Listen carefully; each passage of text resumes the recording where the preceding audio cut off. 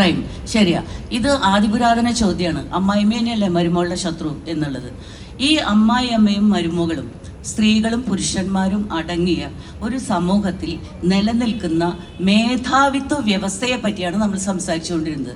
ഇദ്ദേഹം സംസാരിച്ചപ്പോൾ പുരുഷനും സ്ത്രീയുമാണ് അതിൽ ഞാൻ കണ്ടത്. പുരുഷനും സ്ത്രീയുമാണ് ഞാൻ കണ്ടത്. അധികാര വ്യവസ്ഥ ഏതു വിധത്തിൽ ഉള്ളത് എന്നാണ് ഞാൻ സംസാരിച്ചുകൊണ്ടിരിക്കുന്നത്.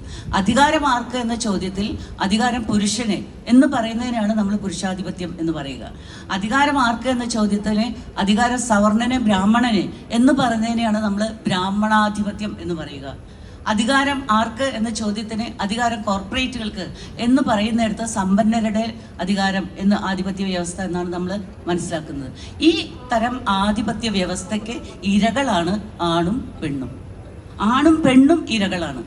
അമ്മായിയമ്മ പുരുഷാധിപത്യപരമായ ഒരു ആശയം ഉൾക്കൊണ്ട് നിലനിർത്തി പ്രയോഗിക്കുന്നവളാണ്. അവൾ സ്ത്രീക്കെതിരാണ്. ആ സ്ത്രീ അവിടെ സ്ത്രീക്കെതിരാണ്. അമ്മായിയമ്മ സ്ത്രീ ആയതുകൊണ്ട് കാര്യം ഇല്ല.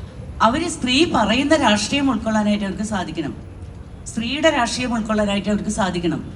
അത് സാധിക്കുമ്പോഴേ അവരുടെ പ്രയോഗം വേറെ വിധത്തിലാവുകയുള്ളൂ. എല്ലാ കുറ്റകൃത്യങ്ങളിലുള്ള ഈ സ്ത്രീകൾ ഒക്കെ തന്നെ ചെയ്യുന്നതും അത് തന്നെയാണ്.